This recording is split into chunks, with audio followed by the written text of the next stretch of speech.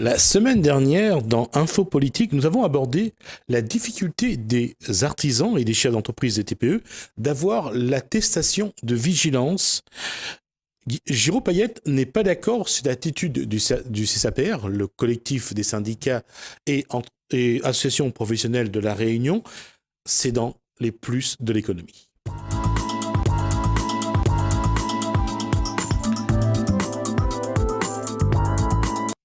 Giraud Payette, bonsoir. Chef d'entreprise ? Oui. Alors, l'attestation de vigilance, on va juste rappeler ce que c'est et Giraud Payette va rappeler c'est quoi l'attestation de vigilance. L'attestation de vigilance est tout simplement une attestation qui justifie que le chef d'entreprise, qui est sur de la commande publique ou même en sous-traitance pour les transporteurs, qui soit à jour de ses cotisations sociales concernant la partie sociale, RSI et les cotisations URSSAF. Alors, je pose la question. Alors, on a dit aujourd'hui que pour qu'un artisan puisse soumissionner, puisse aller sous-traiter avec quelqu'un qui a un marché public, il doit donc être à jour selon les critères demandés par l'attestation de vigilance. Mais quelle est la méthode aujourd'hui pour que, de par les difficultés de trésorerie, les délais de paiement, comment faire pour avoir ce document ?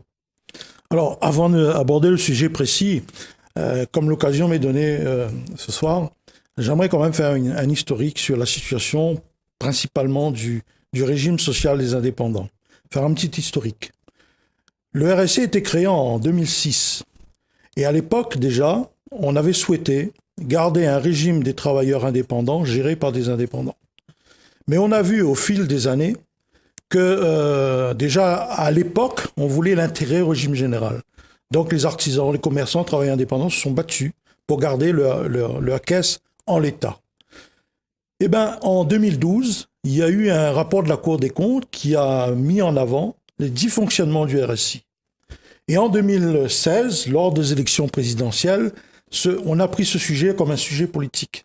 Il fallait supprimer quelque chose qui ne fonctionne pas. Mais je vous dirais ce soir, rien n'a été fait pour le faire fonctionner. Et je dirais même mieux, tout a été fait pour pourrir la situation. Mais aujourd'hui, je pose la question, est-ce que nous pensons que, en supprimant le RSI, que les dettes vont s'effacer ? La réponse est non. La situation actuelle, le RSI a été adossé au régime général. D'ailleurs, aujourd'hui, il s'appelle Sécurité sociale des indépendants. Mais déjà, avant la suppression en janvier 2018, le RSI faisait déjà partie des URSSAF. D'ailleurs, moi, j'ai une attestation qui est signée par le directeur de l'URSSAF qui date de 2017. Bien, ceci étant dit, pour revenir sur la situation concernant ce fameux attestation de vigilance. Et je vais faire une petite rectification. Je ne suis pas totalement en désaccord avec ce que le SAPR dit, puisque une des conditions pour pouvoir avoir l'attestation de vigilance, enfin il y a 3 conditions. La première, c'est d'être à jour totalement de ses cotisations ou avoir un plan d'apurement et l'honorer dans les bonnes conditions. Le deuxième, c'est d'être à jour de cotisation, mais ne n'être pas à jour des majorations des pénalités. Ça aussi, c'est un véritable problème. Et le troisième, c'est de faire ce qu'on appelle un recours en contentieux et on conteste la somme. Cette condition existe. Mais dans la pratique, qu'en est-elle ? La pratique est très simple. C'est qu'aujourd'hui, avant d'aller vers le TAS, qui a compétence de traiter ce genre de sujet... Alors, le TAS, c'est dans le tribunal des affaires sociales. Le TAS, qui est le tribunal des affaires sociales, qui, par rapport à l'article existant du Code de la sécurité sociale, dit qu'avant de saisir le TAS sur une contestation, il y a une commission recours à l'amiable au sein de l'instance de l'URSSAF. Donc cette condition-là tombe. Elle devient compliquée. En clair, le TAS peut se dessaisir du dossier et dire non, avant de venir à notre niveau, saisissez d'abord la commission recours à l'amiable pour voir si la contestation est viable ou pas. Donc, comprenez bien qu'ils ont mis des garde-fous. C'est pas aussi automatique qu'on peut penser. Mais la réalité des choses, c'est que nos chefs d'entreprise aujourd'hui, on est dans une situation compliquée. Les procédures, ok, elles existent, mais la réalité, elle est quoi aujourd'hui ? C'est que le contexte économique ne permet plus aux entreprises de payer leurs dettes. Donc il faut aller au-delà de ça. C'est pas de faire du coup par coup. La vie d'un chef d'entreprise, c'est pas tous les 6 mois aller devant un tribunal contester une dette. Je veux dire, mais il a besoin d'être productif. Il n'a pas besoin d'avoir une épée Damoclès sur sa tête. Cette situation-là n'est pas viable. Donc, il faut trouver une alternative. Et là, il n'y a pas 50 solutions. Il faut que nos parlementaires se saisissent de ce dossier. Et qu'on l'avait fait par le passé, une loi d'orientation. Il faut dire les choses comme elles sont. Au vu du contexte économique, il faut aller vers la suppression de la dette. Et qu'on repart à zéro. Effacer toutes les dettes? Mais monsieur, comment faire dans un contexte comme ça, des artisans qui n'ont plus de travail, des commerçants qui n'ont plus de travail, comment ils vont payer cette dette-là? Ils vont s'endetter toute leur vie? C'est une situation qui est viable, ça? Et d'ailleurs, le CSAPA le dit, le contexte juridique par rapport au RSI n'est pas clair non plus. Donc ce sont des dettes qui pèsent sur les entreprises, sur une situation juridique qui est totalement vide. Alors, peut-être que le chef d'entreprise a tort, mais par rapport au procès qu'il y a eu contre le RSI, les décisions de la justice n'ont pas donné non plus totalement raison au RSI. Donc, on est sur un flou. Dès lors qu'on est dans un flou, il faut remettre la balle au centre. Et la balle au centre, il n'y en a pas d'autre solution. Il y a d'autres qui ont payé, certes, mais il y a beaucoup qui ne sont plus en mesure de payer. Ils peuvent aller faire des recours devant les tribunaux. Un recours, ça ne veut pas dire qu'on va gagner. La dette peut être doublée aussi, d'ailleurs. Et c'est souvent le cas, avec les majorations, les pénalités, qui vient amputer la somme principale. Et ça aussi, c'est pas normal. Donc, je suis en train de vous dire, la voie de recours existe, mais ils ont mis des garde-fous. Ça ne veut pas dire que quand vous avez fait un recours contre les cotisations que vous devez, automatiquement, d'ailleurs, la demande de l'attestation de vigilance se fait sur Internet. Il suffit d'aller sur le site. Ils ont moyen de bloquer l'attestation. Moi-même, j'ai fait l'expérience hier soir pour le RSI. Je suis allé demander une attestation. On m'a ressorti une attestation de 2017. Ça veut dire qu'il faut que j'aille les voir pour savoir où est le blocage. Et probablement, on va me sortir un document. Monsieur, vous devez encore ça, ça et ça. Donc, il faudra régulariser. Sinon, je n'aurai pas mon attestation. Donc, on est dans un système où on se sent piégé. Mais je dis aux artisans, aux commerçants, aux professions indépendantes, le fait que le RSI n'existe pas, c'est le mot RSI qui n'existe plus. Mais le régime est toujours là et les dettes sont toujours existantes. Alors, quelle serait la démarche? Bon, là, on parle d'effacer les dettes. Est-ce que ça, c'est une demande d'une structure, des artisans? Est-ce qu'aujourd'hui, il y a une démarche en ce sens? Est-ce que vous allez porter cette démarche? Écoutez, ça fait un moment, ça ne date pas d'aujourd'hui. C'est un dossier, je peux me permettre que je connais un peu, parce que j'étais administrateur aussi du régime. Donc, j'ai fait appel à... Vous étiez aussi président? J'étais président de la caisse d'assurance maladie à une époque, président de la chambre, on connaît mon histoire. Ouais. Mais... on a fait l'appel, c'est pas un dossier que je peux porter tout seul. Il faut un consensus de toutes les organisations, même du CSAPR, qui aujourd'hui fait des revendications qui sont fondées. C'est normal qu'ils réagissent comme ça. Personne ne peut les en vouloir. Mais est-ce que c'est la bonne voie qu'on prend? Je suis pas sûr. Parce qu'en face de nous, c'était pas à vous que je vais le dire, c'est pas aux représentants du CSAPR que je vais rappeler. Il y a une machine en face. Donc, on peut pas tout effacer comme ça. Donc, il faut être réaliste. Il faut dire, est-ce que par rapport à la situation économique dans laquelle on est aujourd'hui, si on met la pression sur nos chefs d'entreprise, qu'on envoie les huissiers, qu'on fait des recouvrements forcés, la question qu'il faut se poser, est-ce que ces gens sont en mesure de payer aujourd'hui? La réponse est non. Alors on fait quoi? Donc il faut qu'on se mette autour d'une table et d'une manière consensuelle, on trouve une plateforme de proposition, ça fait un moment que je le dis, et qu'on mette tout le monde autour de la table, avec nos différences. Et finalement, aujourd'hui, la première difficulté, c'est d'amener tout le monde autour de la table. Mais évidemment, est-ce qu'on a d'autres choix? Il faut qu'on soit... Alors, qu'est-ce qui explique que vous avez du mal à vous mettre autour d'une table? Je pense qu'on manque de dialogue entre nous. Moi, le SFPR, j'ai rencontré les dirigeants, je redis, je ne suis pas opposé à leur démarche. Une chose qui n'a pas fonctionné, ça justifie la contestation. C'est évident. Mais après, il y a la réalité des choses. La réalité aujourd'hui, c'est que le RSI n'existe plus et que la compétence appartient au régime général. D'ailleurs, ils ont mis en place ce qu'on appelle un comité de pilotage, dans lequel ce sont même les gens qui ont fait échouer le RSI qui mènent la baraque. Qui sont ces gens qui ont fait échouer le RSI? Je ne vais pas faire un procès, mais ce sont les énarques parisiens qui prennent la main sur le dossier. Ils ont mis derrière un comité de surveillance avec des personnalités, mais on ne sait pas qui. Et après, demain, ils vont créer un comité, un conseil pour la protection sociale. On va mettre des gens, peut-être qui ne connaissent pas comment fonctionne le régime. Donc, je veux dire, on est jusqu'à fin 2019, On est encore dans une période où on peut faire des propositions. En ce moment qu'il faut réagir. Il faut qu'on fasse des propositions. Et puis après, je vais vous dire autre chose. On parle beaucoup d'expérimentation. Peut-être que dans les départements d'outre-mer, il y a des propositions à faire sur le sujet. Il faut rebâtir le régime de protection sociale des travailleurs indépendants. C'est là qu'il faut le faire, pas après. Comment le faire? Comment le faire? J'invite, une fois de plus, je n'ai pas la science infuse, je vous le dis, mais j'invite tous les gens qui sont sensibles sur le sujet. C'est de notre responsabilité de ne pas rester dans une situation aussi floue, qu'on mette tout sur la table, qu'on débatte. Et j'appelle les présidents de chambre consulaire. Monsieur Ibrahim Patel a présidé le RSI. Monsieur Bernard Picardo a été au conseil d'administration. Ils viennent débattre. Ils sont toujours au RSI pour l'instant. Ils sont dans un RSI qui est en train d'être vidé de sa consistance. Ouais. Aujourd'hui, il n'y a plus d'indépendant qui tient les rênes. Hein, c'est une évidence. Avant, pour être concret avec vous, un artisan avait un problème au RSI. Il trouvait toujours un élu consulaire pour l'accompagner, pour faire une démarche, pour essayer de régulariser sa situation. Aujourd'hui, on fait quoi? On n'a plus la même facilité qu'on avait auparavant. Donc, ça explique qu'il faudrait qu'on se mette autour d'une table, qu'on reprenne la main de notre propre protection sociale. On ne peut pas laisser notre avenir dans la main forcément des gens qui vont mettre des choses en place qui ne correspondent pas à la réalité. Donc, il y a une urgence. On parle toujours des énarques parisiens. Mais moi, je ne suis pas qu'il faut des énarques, évidemment, il en faut. Mais avant de construire, il faut quand même interpeller les gens du terrain, les gens qui vivent avec ça. D'une part, on parle des artisans, on parle du RSI, on parle de la protection sociale.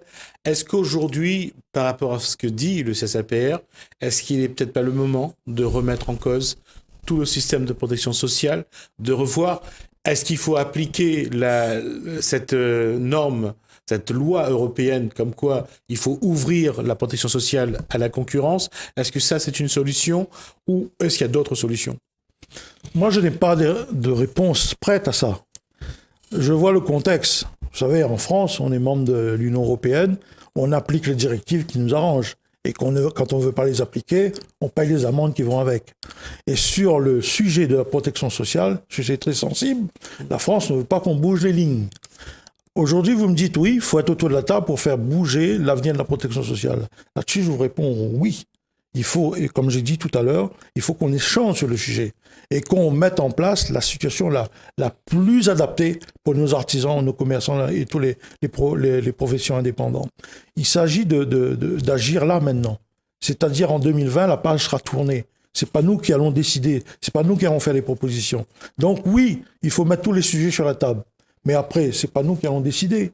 Et il faut qu'on travaille avec les parlementaires, il faut qu'on travaille avec nos élus. La protection sociale est un sujet sensible, ça concerne beaucoup de monde. On ne peut pas prendre ça à la légère. On a échoué sur le RSI. Est-ce qu'on veut encore échouer une deuxième fois? Non. Donc il faut débattre. Ça concerne beaucoup de monde. J'ai eu l'occasion d'avoir sur le plateau le directeur de la CGSS, le directeur également du RSI à La Réunion. On parlait du fait qu'aujourd'hui, cet argent, cette protection sociale, sert vraiment à aider ceux qui en ont besoin. Est-ce qu'aujourd'hui, il faut que les entreprises disent nous, on en a assez de participer à la protection sociale, à la cohésion sociale. Est-ce qu'il ne faudrait pas trouver un autre moyen? Moi, je suis tout à fait d'accord que cette question soit posée. Parce que si le RSI n'existe plus, c'est qu'il n'a pas marché. Mais si c'est pour faire un RSI bis, je ne vois pas l'intérêt. Donc, oui, il y a beaucoup d'artisans, de commerçants qui ne comprennent pas. Mais il faut construire un nouveau régime pour que les gens comprennent et ils s'approprient. Est-ce que demain, c'est la liberté?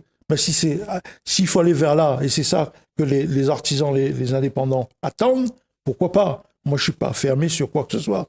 Le seul truc, c'est qu'il faut qu'on ait une protection sociale. Ça, on ne peut pas dévier à ça. Parce que personne n'est à la merci de tomber malade, il faut qu'on prépare notre retraite et il ne peut pas avoir des inégalités de traitement en termes de protection sociale dans un pays aussi moderne comme la France. Donc oui, il faut débattre, c'est le moment de débattre. Mais pour débattre, il ne faut pas que chacun tire de son côté, et il faut qu'on arrive à se mettre d'accord sur des propositions et qu'on soit entendu. Et ce débat-là, il va au-delà de la Réunion. Il va sur l'ensemble des départements d'outre-mer, il va sur le plan national. Donc il y a une responsabilité importante dans ce domaine. Alors, pour revenir à ça, aujourd'hui, mais d'accord, ça on parle du parlementaire. Est-ce que les politiques à La Réunion aujourd'hui par rapport à ce que, si on tient compte de notre environnement india-océanique, est-ce qu'il faut aussi qu'on tienne compte d'une protection sociale qui est aussi d'un coût de travail qui tient compte de notre environnement india-océanique? Mais effectivement, c'est une bonne réflexion. On ne peut pas continuer à taxer le travail. Aujourd'hui, des indépendants se disent pourquoi je travaille? J'arrive même pas à me payer un salaire et il faut que je verse dans les caisses. Mais ça, ce n'est plus tenable, une situation pareille. Mais effectivement, il faut prendre des dispositions en fonction de la réalité du tissu économique. Il ne faut pas non plus imposer des taux sur des cotisations qui ne correspondent pas à la réalité. Aujourd'hui, il y a des gens qui reçoivent des appels de cotisation. Quand ils voient ça, on ne peut que comprendre qu'ils se demandent pourquoi ils travaillent. Mais il faut qu'on sorte de là. Il faut qu'on enlève cette épée de Damoclès. Il faut qu'on mette un système où on a envie de voir nos concitoyens prendre l'initiative d'entreprendre, de créer des entreprises. Aujourd'hui, ça, c'est un frein à la création d'entreprises. Et ceux qui sont dans l'entreprise, ils se posent des questions pour voir si on reste ou si on fait autre chose. Mais on ne peut pas construire l'avenir d'un pays sur un système aussi inadapté.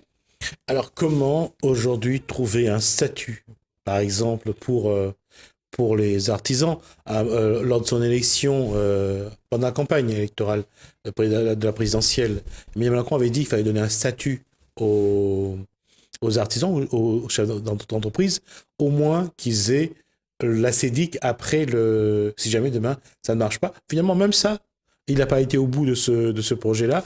Le chef d'entreprise, c'est vraiment celui qui, je dirais, qui avance un peu sans filet. Oui, nous, on nous annonce plein de mesures, mais finalement, on fait un pas en avant, on fait 2 pas en arrière. Donc, sur ce sujet-là, je pense que là aussi, c'est flou. Quand on entend ce qu'ils vont verser, c'est pas comme ça qu'on doit considérer un chef d'entreprise. Et c'est pas comme ça non plus qu'on va inciter à la création. Donc, ce sujet-là, il y a eu des propositions sur ce sujet-là aussi. Au même titre que la protection sociale, la maladie et la retraite, nous devons débattre. Donc, une fois de plus, le CESR, le président est un chef d'entreprise, le président de la Chambre, il connaît le problème. Tous ces gens-là doivent ouvrir le débat sur la question, qu'ils fassent un débat en interne. Et ensuite, qu'on rencontre d'une manière, qu'on mette de côté nos différences politiques. On a des différences politiques, mais ce sujet-là est trop sensible pour dire qu'on ne le prend pas au sérieux. On ne peut pas laisser la main aux gens qui ne connaissent pas la réalité. Donc, ça relève de la responsabilité de tout le monde. Et qu'il y ait des oppositions, c'est normal, mais aujourd'hui, il ne suffit pas de rester dans le camp de l'opposant, il faut construire autre chose. Donc c'est pour ça que je dis, il faut impérativement qu'on se voit, on se parle, et avec toute différence. Il faut qu'on ait cette intelligence-là, parce que derrière nous, en face de nous, nous avons des artisans qui sont perdus, des commerçants qui sont perdus. Ils attendent des positions concrètes. C'est à nous de les construire. Vous avez été président de la Chambre des métiers. La Chambre a fêté ses 50 ans il y a quelques jours. La question, Géopayette, c'est comment discuter avec les artisans? On va prendre des gens qui ont la tête dans le guidon, qui sont toujours qui ont toujours quelque chose à faire, qui n'ont pas le temps de s'occuper même pas de la gestion de ce qu'ils font, de leur travail. Comment travailler aujourd'hui? Qu'est-ce qu'il faudrait apporter aux artisans? Comment les accompagner, les artisans, les chefs d'entreprise, des TPE? Comment les accompagner pour que demain, ils soient aussi professionnels dans la gestion, dans la communication, et que aussi dans le combat politique? Parce que un artisan qui travaille 15 heures par jour, il n'a pas le temps d'aller faire des réunions, il n'a pas le temps d'aller porter une loi à l'Assemblée nationale. Et ça, c'est aussi quelque chose qui fait que l'artisan est toujours celui qui, malheureusement, est à la traîne. Le constat, il est clair, mais ce n'est pas à l'artisan d'aller au devant de la scène. Lui, il a des élus consulaires, il y a des organisations syndicales, la CAPME, la CAPEB, il y a un certain nombre. Il y a SSAPR, il y a d'autres. C'est à eux de prendre les dossiers importants pour lesquels les artisans sont touchés. L'artisan, effectivement, lui, il faut qu'il travaille, il faut qu'il nourrisse sa famille. Il ne va pas perdre son temps dans les réunions en permanence. Il a des représentants, c'est à ses représentants de faire de sorte qu'ils interviennent, qu'ils agissent pour faire changer et évoluer son quotidien. C'est le rôle des élus. Sinon, à quoi servirait une chambre des métiers? À quoi serviraient des syndicats si on ne prend pas au sérieux les préoccupations de nos ressortissants? L'artisan, effectivement, c'est notre rôle. Il ne faut pas inverser les rôles. Donc lui, il faut qu'il continue de travailler, et c'est pas évident. En ce moment, on est dans un contexte difficile. On peut comprendre que les artisans, la priorité pour lui, c'est le matin d'aller sur son chantier, mais non d'aller dans des réunions à perdre son temps. Il a des représentants. Ce sont ces représentants qui doivent agir. C'est ces mêmes représentants qui doivent veiller à ce qu'il ait son attestation de vigilance pour qu'il continue à avoir un peu de travail, pour qu'il puisse sous-traiter les marchés publics, pour qu'il puisse s'en sortir, parce que quelque part, même cette attestation de vigilance, ça lui prend beaucoup de temps. Mais évidemment, c'est pour ça qu'il faut mettre un système. On est aujourd'hui dans la simplification administrative. On est dans le droit à l'erreur. On est dans un certain nombre de choses où on veut faciliter les relations entre les artisans, les administrés de manière générale, et les administrations. Donc, il faut que l'artisan, lui, se concentre sur la productivité, qu'on ne lui donne pas des choses improductives. Vous allez me dire, bah oui, s'il n'a pas d'attestation, il ne peut pas travailler. Mais faisons de sorte qu'il puisse avoir son attestation et qu'il travaille librement et tranquillement. Arrêtons de mettre la pression sur les artisans. Ils ont beaucoup à faire. Ils ont à gérer les chantiers, ils ont à gérer le personnel. Ne rajoutons pas des choses qui viennent compliquer la vie de tous les jours, qui est déjà très compliquée. Aujourd'hui, il nous reste 3 minutes. Qu'est-ce que vous conseillez aux artisans qui ont besoin de cette attestation de vigilance? Qu'est-ce qu'ils doivent faire et vers qui ils doivent se tourner? Mais s'ils ont besoin, la meilleure des choses, c'est d'aller vers la sécurité sociale. Et à mon avis, dans la même logique que j'ai donnée tout à l'heure, il faut que les organisations patronales, syndicales, jouent leur rôle, qu'ils ne laissent pas les artisans seuls. Conseil qui s'adresse pour le bâtiment, il y a des organisations, je ne suis pas là à faire de la promotion des syndicats, mais s'ils existent, il faut bien qu'ils fassent une mission pour l'intérêt général. Donc ils s'adressent à leurs syndicats et qu'ils les accompagnent vers cette démarche-là. Parce que seuls, ils vont être anéantis dans cette machine-là. Et ça aussi, ils ne veulent pas perdre leur temps à ça aussi. Parce qu'aujourd'hui, il y a beaucoup d'artisans qui ne vont pas sur la commande publique parce qu'ils savent que sûrement ils ne sont pas à jour de cotisation. Et la paperasse, ce n'est pas leur fort, il faut le reconnaître. Ce sont d'abord des gens spécialisés dans les technicités, que ce soit dans le bâtiment ou dans d'autres métiers. Donc, je redis, chambre des métiers, organisation professionnelle, il faut qu'ils prennent leur mission très au sérieux pour que les artisans comprennent qu'ils ne sont pas seuls dans leur vie quotidienne. Et sur ce point, et on termine là-dessus, comment aujourd'hui les accompagner, et là je ne parle pas des syndicats, je parle vraiment de ceux qui sont capables de les accompagner, aussi bien la chambre, aussi bien des cabinets comptables ou autres.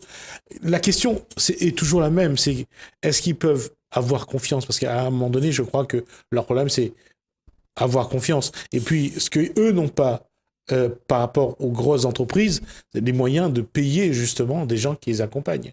Ne serait-ce que monter un dossier d'appel d'offres. Oui, le dossier d'appel d'offres est très compliqué, effectivement, il faut les accompagner. Mais il faut qu'ils fassent la démarche aussi. Pas se dire, mais ils ne gagnent pas faire ça. Ils n'ont pas le choix. Il faut qu'ils se bougent. Il faut qu'ils se bougent aussi. Ça ne tombe pas du ciel. Rien ne tombe du ciel. Il faut que chacun prenne leur responsabilité, se dit, bon, moi, je vais répondre à ce marché, mais je suis bloqué sur tel ou tel point. Je vais voir qui c'est qui peut m'aider. Est-ce que c'est l'expert comptable? Est-ce que c'est la chambre des métiers ou la chambre de commerce ou un syndicat? Vous savez, si on veut avancer, on est obligé d'avoir des partenaires. On n'avance pas tout seul. Hein. Donc, ils ne maîtrisent pas forcément. Donc, c'est aussi de mettre des outils en face qui facilitent l'accès à la commande publique. La chambre de métier, je crois qu'il le fait, mais peut-être qu'il ne le fait pas suffisamment.